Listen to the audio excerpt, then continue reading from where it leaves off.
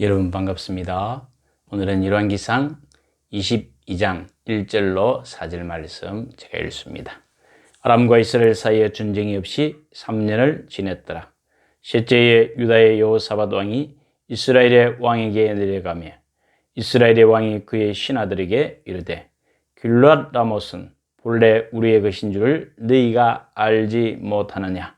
우리가 어찌 아람의 왕의 손에서 도로 찾지 아니하고 잠잠히 있으리요 하고 여호사밧에게 이르되 당신은 나와 함께 길르앗 라못으로 가서 싸우시겠느냐. 여호사밧이 이스라엘 왕에게 이르되 나는 당신과 같고 내 백성은 당신의 백성과 같고 내 말들도 당신의 말들과 같으니이다. 아멘. 아람과 이스라엘은 서로 원수나라입니다. 서로 치고받고 하는 가운데 하나님께서 은혜를 베푸셔서 아람의 베나닷 왕으로부터 극적으로 전쟁에 승리를 했습니다. 그리고 3년 동안 평화시대를 지내고 이제 유다의 여호사밧 왕이 이스라엘 왕에게 제의를 합니다. 길르앗 라못을 빼앗으러 갑시다. 그런 제의를 합니다. 그리고 그 제의를 이스라엘 왕이 받아들여서 같이 갑시다. 그렇게 말합니다. 그럴 때 먼저 전쟁을 치러 가기 전에 유다의 여호사밧 왕이 선지자들에게 먼저 물어봅시다. 전쟁에 승리할 것인지 패배할 것인지. 여호사밧 왕은 들은 말이 있겠죠. 유다의 왕들은 선지자들의 자문을 구하고 선지자들의 뜻을 통하여 하나님의 뜻을 구했습니다. 그럴 때 이스라엘 왕이 400명의 선지자를 모읍니다. 그들이 한결같이 예언을 하기를 왕이 전쟁에 승리할 것입니다. 그렇게 긍정적인 대답을 합니다. 그러나 여호사밧은 그것에 만족하지 아니하고 또 다른 선지자가 없느냐? 왜 똑같은 말만 하느냐? 그럴 때 한 놈이 있긴 있습니다. 그는 나에게 좋은 예언은 하지 않고 늘 부정적인 말만 한 사람이 있습니다. 그렇게 말합니다. 그럴 때 여호사밧 왕이 그 선지자를 한번 모셔서 들어봅시다. 모시고 했는지 데려오라 했는지 어땠는지 모릅니다. 어쨌든 간에 미가야라는 선지자가 부르심을 받습니다.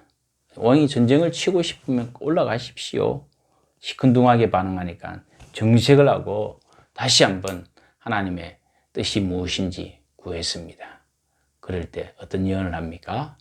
당신들은 전쟁에 패배할 것이요 고향 땅으로 돌아갈 것입니다. 라는 예언을 합니다. 그때 선지자 가운데 우두머리 격인 시드기야가 철불을 만들고 와서 전쟁에 승리할 수 있다. 그렇게 하면서 미가야의 뺨을 치고 그에게 모욕을 줍니다. 미가야 선지자가 말하죠. 당신이 만약에 평안히 돌아올 것 같으냐? 하나님 앞에 도리어 심판을 받으리라. 그 예언을 합니다. 오늘 이 본문의 말씀은 우리에게 무엇을 제공합니까? 하나님의 백성들이 걸어가야 할 길, 어디에 마음을 두어야 하는 것을 알게 합니다. 지금 유다와 이스라엘은 하나 될 수 없습니다.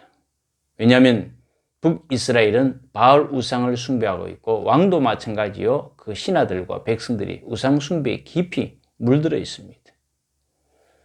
그의 아내가 우상 숭배자이고 그 자신도 마찬가지고 그러나 결혼으로 서로 동맹을 맺었기 때문에 우리는 한 가족이다.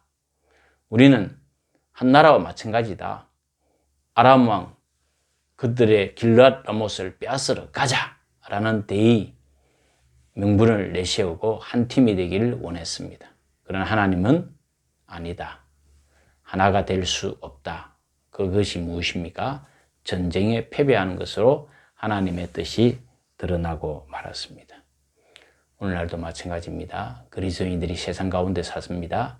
세상을 떠나서는 살 수 없습니다. 그러나 세상 가운데 속하되 세상과 분리된 거룩한 하나님의 백성으로 살아야 할 것을 주님은 우리에게 명하십니다. 주님은 그것을 우리에게 요구하시고 기대하시고 응원하십니다. 하나님의 백성들이 우리 주님께서 요한복음 17장의 대제사장의 기도를 보면 그들을 세상에 데려가기 위한 기도가 아니라 그들을 세상 가운데 살면서 거룩한 백성으로 거룩하고 선한 영향력을 끼쳐서 세상 사람들로 하여금 하나님은 살아계시다. 하나님 나라는 실제한다. 하나님을 믿고 의지할 것을 우리에게 원하시고 기대하십니다. 세상과 하나 될 수는 없습니다.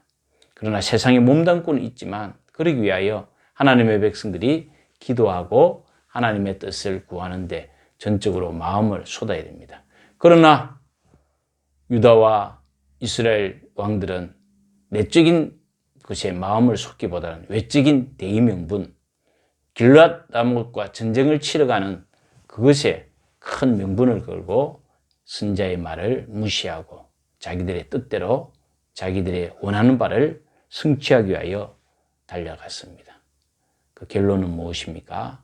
전쟁에서 참패하고 아합 왕은 비참하게 죽고 맙니다. 하나님의 예언이 그대로 성취되어졌습니다. 여러분, 사람들에게 좋은 말, 좋은 소리, 잘 될 것입니다. 성공할 것입니다. 괜찮습니다. 걱정하지 마십시오. 이런 말은 하기가 쉽습니다. 마음의 위로가 되니까. 그러나 잘 안 될 것입니다. 실패합니다.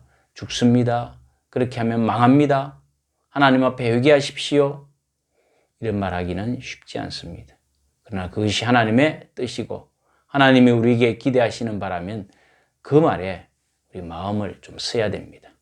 우리의 마음을, 우리의 영혼을 하나님의 칼날 같은 심판 앞에 두고 하나님의 자비와 긍휼을 또한 기대해야 할 것입니다.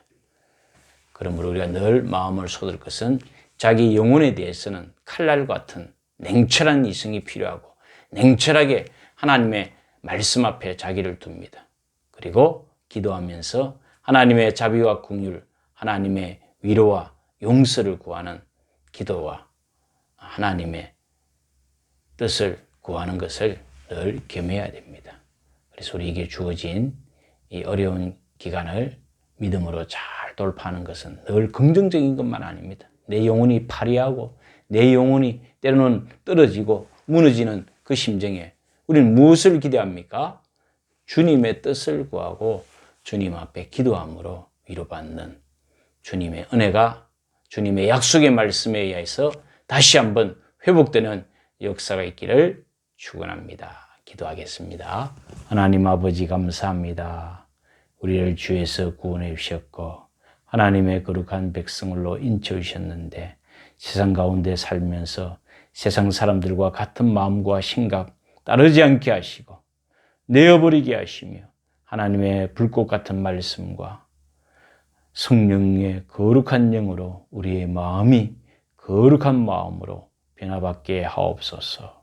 그래야 주님께서 우리에게 생명 주신 그 의미와 뜻을 저버리지 않고 믿음으로 잘 살아내는 하나님의 백성, 하나님의 거룩한 성도 되게 하옵소서.